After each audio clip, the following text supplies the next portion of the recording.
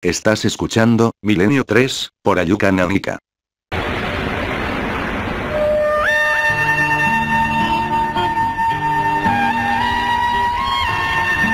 El robot submarino de alta profundidad descendió hasta los 600 metros y su cámara enfocó unas construcciones oscuras en mitad de la nada. En la soledad del abismo se estaba produciendo un encuentro histórico incomprensible.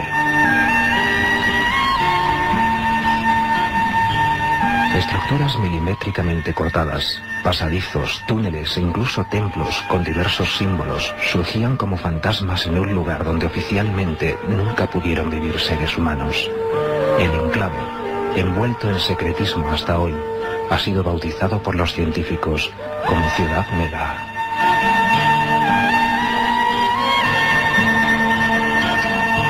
Esta noche nos sumergimos en su misterio.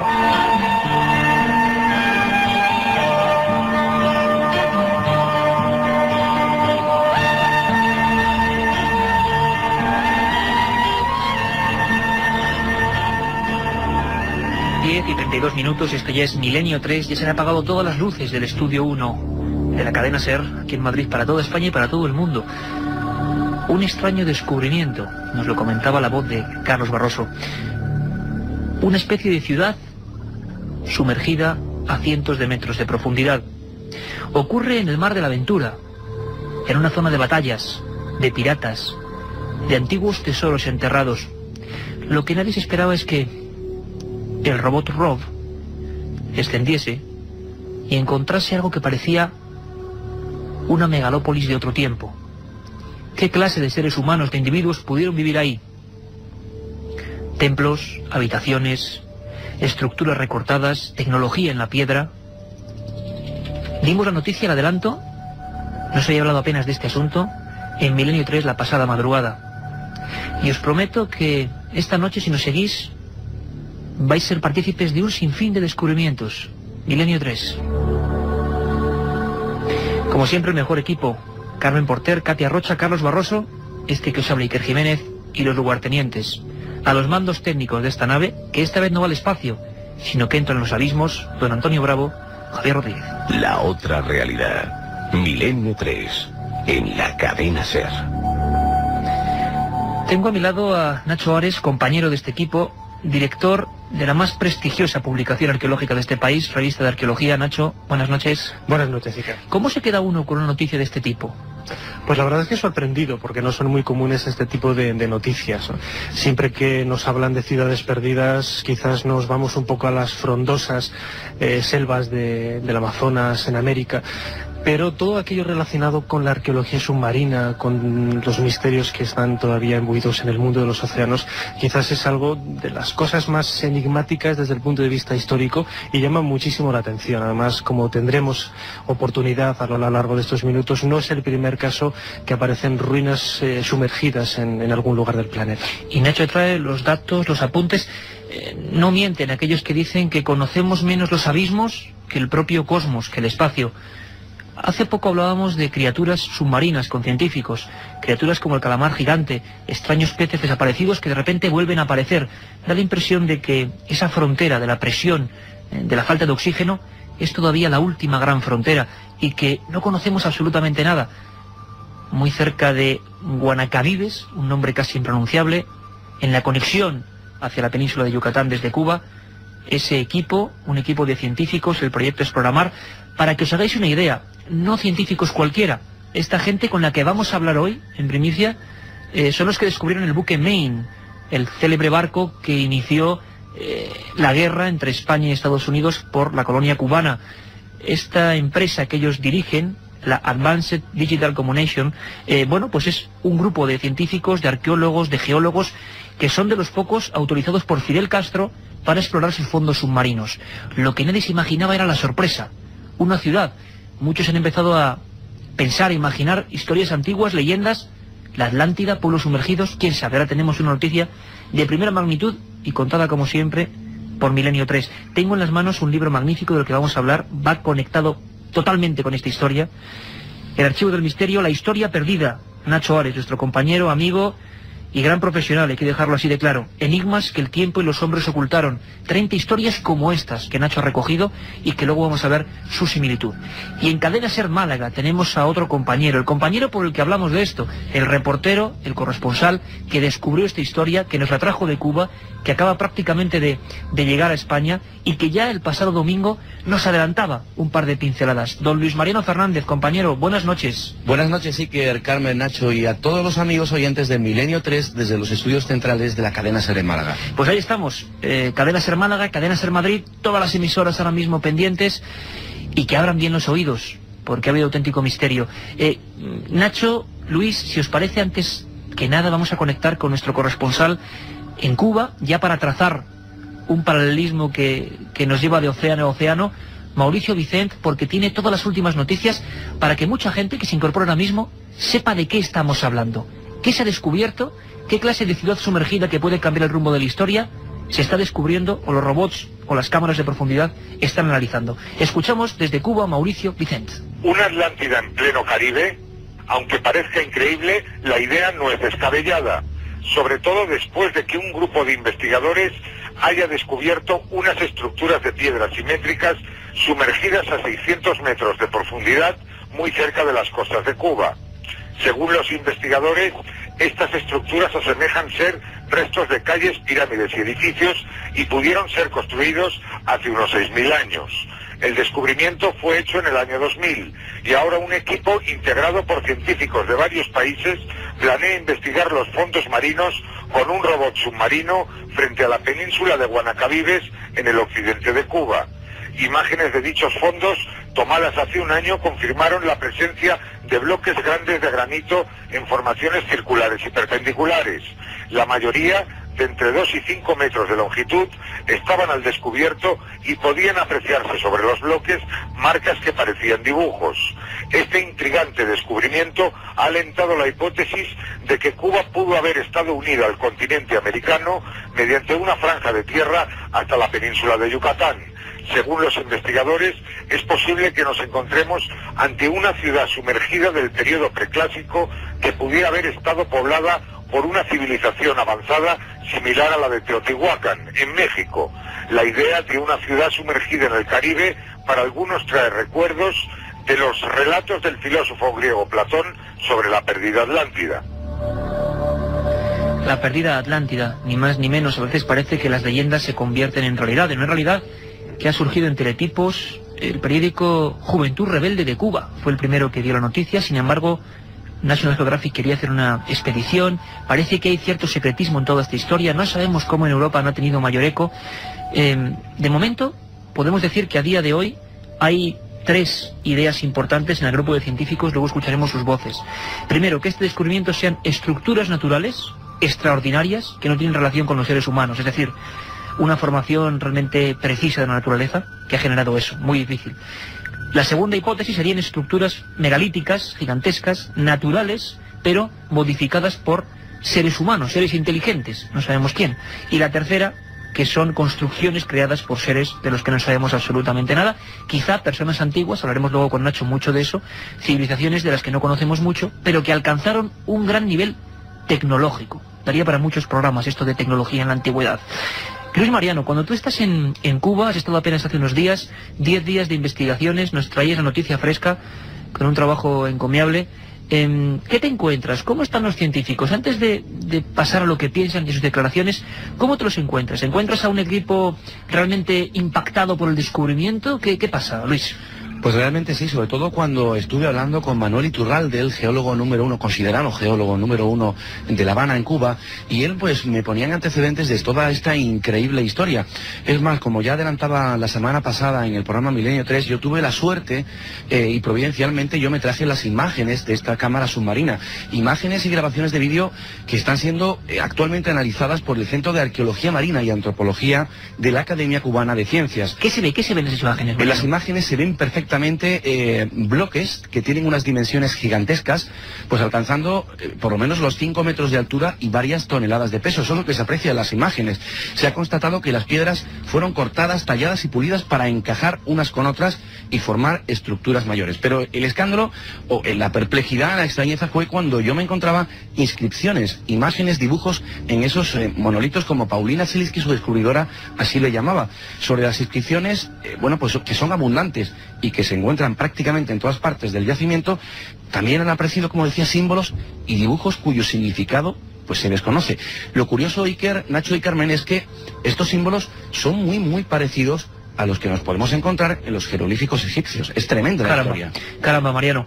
¿Qué os parece, compañeros, si pasamos la voz a la oceanógrafa canadiense Paulina Zelinsky, una autoridad mundial, que es la que está dirigiendo este proyecto, que ha concedido poquísimas entrevistas, desde luego a España y a Europa no hemos conocido ninguna, y cuyas palabras, cuyos testimonios, cuyas primeras impresiones recogía junto al agua, en plena investigación, nuestro compañero Luis Mariano. Vamos a escuchar a Paulina Zelinsky, esta autoridad, como decimos, rememorar además con bastante intensidad ese primer momento, cómo bajan los robots, no esperan a encontrarse nada, estaban viendo una especie de protuberancias de arena y de repente se encuentran con algo inesperado. Cuando de pronto nos vimos en nuestros mapas apariencia de unas estructuras muy simétricas y como si fueran trazadas por hombre, dentro de esta área tan limpia de arena silícea, nos fuimos totalmente asustados, porque al principio pensamos que quizás es una instalación de Estados Unidos o de otra poder mundial muy grande que pudo construir unos cuadros de estructuras en área totalmente desierta. Sí, Mariano, ¿queréis comentarnos algo? Yo quería comentar que recordemos que Paulina Zelinsky es la autora del descubrimiento, que es ingeniera oceánica, una experta soviética que durante la Guerra Fría se dedicó a la construcción de bases secretas de submarinos y que en la actualidad trabaja realizando obras de ingeniería civil y topografía del lecho oceánico. Ella me comentaba que estaba convencida, porque al preguntarle sobre el origen de la posible teoría de la Atlántica, ella estaba convencida de que estos restos arqueológicos pertenecen a la antigua civilización olmeca. Los olmecas, como bien sabéis, y Nacho sobre todo, tienen un origen desconocido y por tanto muy antiguo. Todos los arqueólogos hablan de más de 3.500 años de antigüedad, y ella habla de Atlanticú. Esto podría ser un sucedáneo de la Atlántida, como posible teoría de trabajo para explicar esta impresionante ciudad sumergida. Se habla incluso, Mariano, de hasta 6.000 años. Vamos a hacer una pequeña pausa. 6.000 años, construcciones submarinas, la voz de los científicos, la arqueología aquí presente, la investigación. Vamos a hacer una pequeña pausa, no os lo perdáis, porque hay descubrimientos reveladores. Un viaje en busca del misterio. Milenio 3, en la SER. Si quieres viajar a lo desconocido, no dejes de leer El Archivo del Misterio de Iker Jiménez, los libros del tercer milenio. Colección El Archivo del Misterio de Iker Jiménez, publicado por Editorial Edad. Próximos títulos ya a la venta: La Sábana Santa de Carmen Porter, Casas Encantadas de Francisco Contreras, El Secreto de la Gran Pirámide de Manuel Delgado y Vampiros de Miguel Gómez Aracil. Milenio 3, con Iker Jiménez, en la cadena SER. 11 menos cuarto de la noche, sabéis que hay una segunda edición de 3 a 4 de Milenio 3 con un sinfín de cosas, e importante, hemos recibido, como siempre, un montón de mails, regalos, cómics, agradecimiento para todo el mundo, personas incluso que han recreado en dibujos maravillosas obras de arte, algunos casos de los que aquí hablamos. Todo eso le damos respuesta en la segunda hora, con un montón de cosas, ¿verdad, Carmen? Buenas noches, Iker. Pues sí, esta madrugada hablaremos con el investigador Cristian Rifo, que nos contará los últimos avistamientos ovni que se están produciendo en Chile y el ataque hace tan solo 2 días de un extraño ser que ha desangrado y mutilado a numerosas gallinas. Y como bien decía Iker, daremos buena cuenta de las preguntas que nuestros oyentes nos remitan a milenio3@cadenaser.com y las secciones, los viajes de Carlos Barroso, las leyendas urbanas de Katia Rocha, nuestro informativo y muchas más cosas. Muchas más cosas, un montón de información, además en Chile, noticias de última hora, y allí, desde la región séptima, donde las personas están uniéndose en batidas, escopeta en ristre contra un misterioso ser, según cuenta la prensa chilena, ahí vamos a tener a Cristian Rifo, corresponsal de este programa en Chile. Ahora continuamos con el misterio. Nacho Ores, autor de La historia perdida, lo tengo aquí entre las manos, El archivo del misterio, editorial Edaf, un libro impresionante. Tú ya cuentas en este libro, dejas entrever algunas cosas. Dos preguntas primero, Nacho. ¿6.000 años es posible?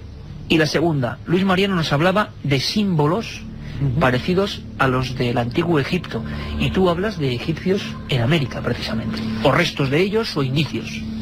Sí, la verdad es que quizás el problema cronológico... Pura herejía, por cierto, pura herejía. Pura herejía, efectivamente, como bien dice Siker. El problema cronológico en muchos casos, quizás a algunos investigadores les hace pensar en descubrimientos como este, en la posibilidad de la existencia de la Atlántida. Hay que pensar que el único testimonio que nosotros contamos de la existencia de este mítico continente es a través de Platón, de los diálogos del Critias y del Timeo, en donde habla una serie de alusiones bastante mínimas de este continente, y nos da a entender, que, por lo menos desde mi punto de vista, que si bien es cierto, no podemos creer en la existencia de un continente mítico, de un continente súper avanzado, tal y como muchos han creído pensar, sí que algo debía de haber en los griegos del siglo V a.C., algo que les hacía recordar a una civilización, a una cultura, para ellos hay que pensar que Platón, como digo, es del siglo V a.C., algo avanzado, algo muy avanzado para lo que sería la mentalidad de un griego de esta época. Y como él comentaba en alguno de los pasajes del Critias y Timeo, que esta civilización mítica se encontraba más allá de las columnas de Hércules, posiblemente lo que es hoy el estrecho de Gibraltar. Muchos han localizado la existencia de la Atlántida en algún lugar del océano Atlántico, ¿no? A finales de los años 60, cuando apareció las ruinas muy parecidas a las que hoy aparecen en Cuba, en Bimini, en las Bahamas, un poco más al norte, cerca de Florida, algunos apuntaron la posibilidad de que esto fueran restos de la Atlántida, ¿no?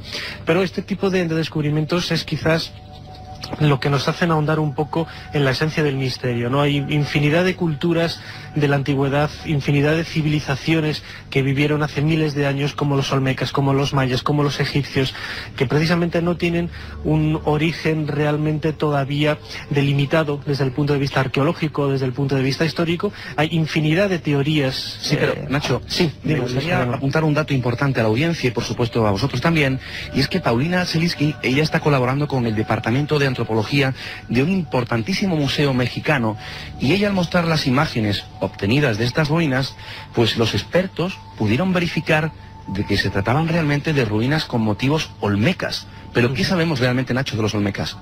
Pues muy poco, la verdad es que es muy poco. O sea, no solamente de los olmecas, sino también de los mayas, aztecas. Son una serie de culturas que aparecen en una época problemática hace 2.000, 3.000 años en todo lo que es la región mesoamericana, y cuyo origen, al estar solapadas unas encima de otras, es muy difícil de entrever, ¿no? De conocer.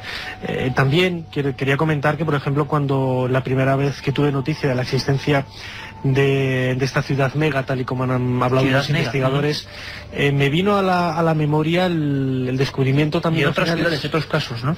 Un momento, Nacho, solo porque hay dos casos interesantísimos que tú tienes y que recoges en tus investigaciones y en los libros que estamos comentando, pero antes me gustaría, para que la gente vea cómo se siente una científica de este calibre, Paulina Zelinsky, en el momento en que ve esas ruinas, en el momento en que baja y observa algo que nunca en su vida había visto. Frente a frente la ciencia con lo desconocido. Cuando pensaban que solo había arena, arenisca, se encuentran con lo siguiente. Vamos a escuchar a Paulina Zelinsky. Hay unas estructuras gigantescas, construidas de piedras muy largas, muy grandes, de formas geométricas perfectas, como si fueran cortadas, y instaladas una sobre otra, con una perfección que yo creo que día hoy no podemos hacerlo. Una perfección con la que hoy creen que no podemos hacerlo. Nacho, ¿queréis apuntar algo?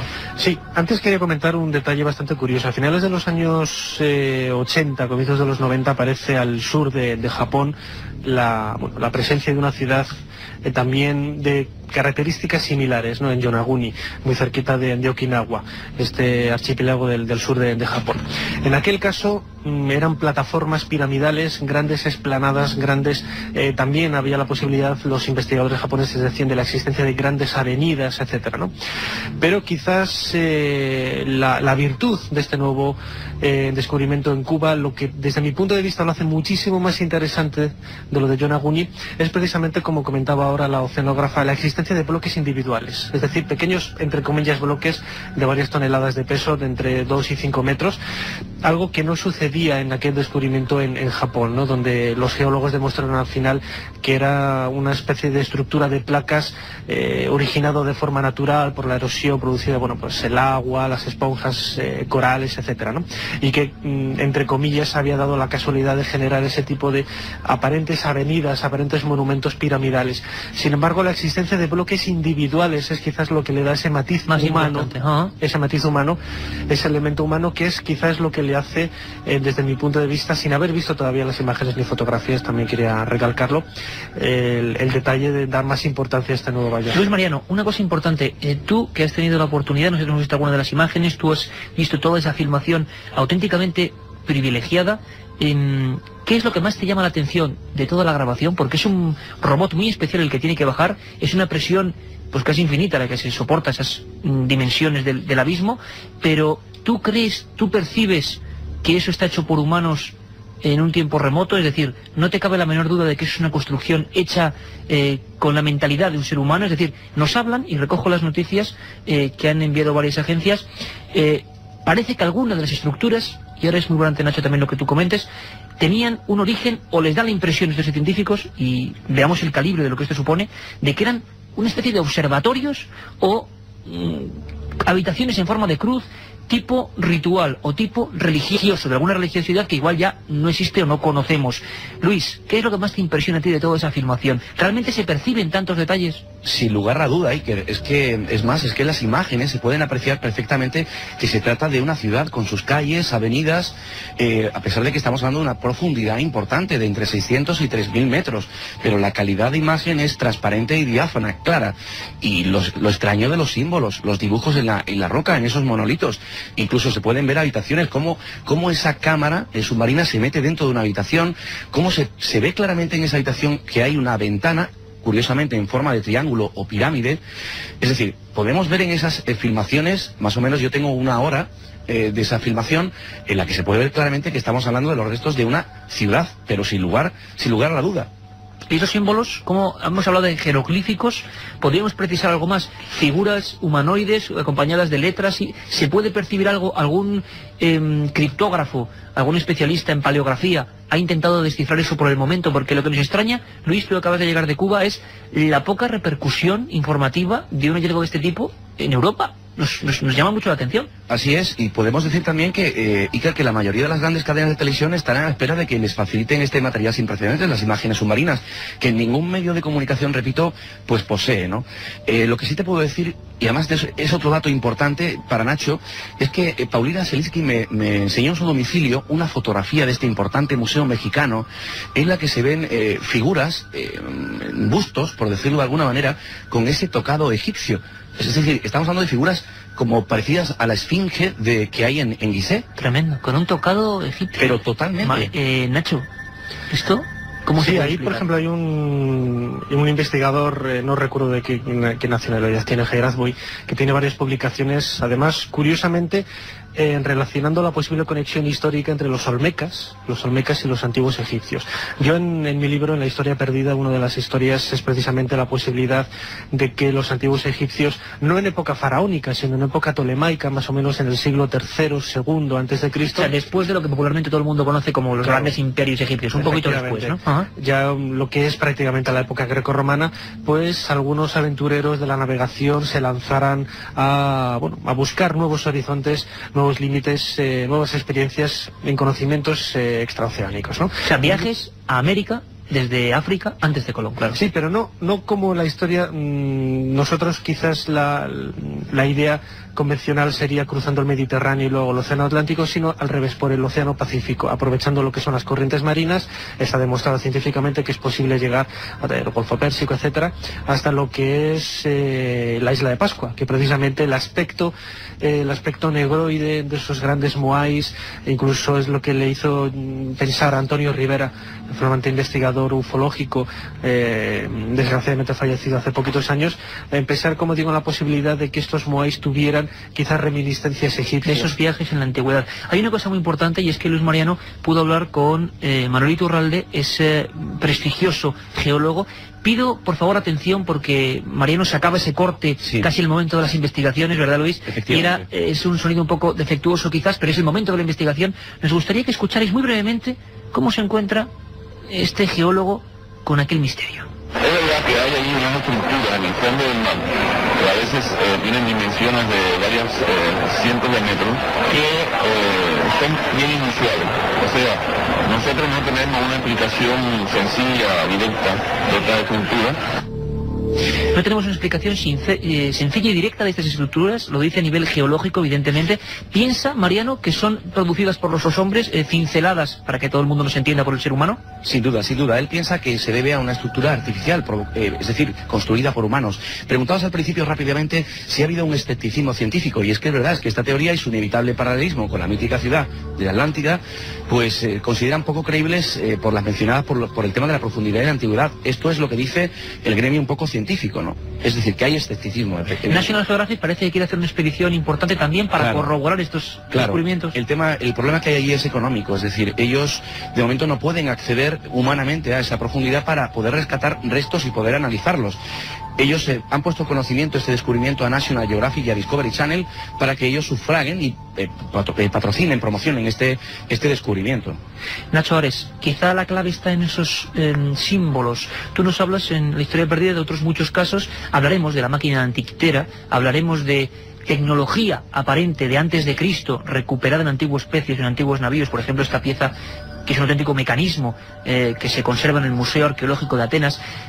La clave está en los símbolos, y quizá el mar nos sigue dando más oportunidades. Habría que quizá acercarse más con nuevos robots. Dicen que hay un robot que se llama Roman, que va a bajar allí de nuevo y que va a catalogar todo eso. Pero la clave estaría en esos símbolos para comprender toda esta historia. Hombre, yo creo que si definitivamente aparecen textos, aparecen jeroglíficos sobre algunas de las piedras, y ya sean jeroglíficos egipcios o jeroglíficos de cualquier tipo de escritura mesoamericana antigua, podría ser la clave definitiva que lo pudiera relacionar de una manera directa con una de estas civilizaciones de hace 2000, 3000 años, ¿no? Lo que está claro es que es lo que señalaba Manuel Iturralde, que esto podría cambiar el conocimiento de la evolución del ser humano y, por supuesto, de la evolución de las Américas. Aquí el misterio, Luis Mariano, muchas gracias. Desde Cadena Ser Málaga, Nacho Ares, director de la revista de arqueología, autor de La Historia Perdida.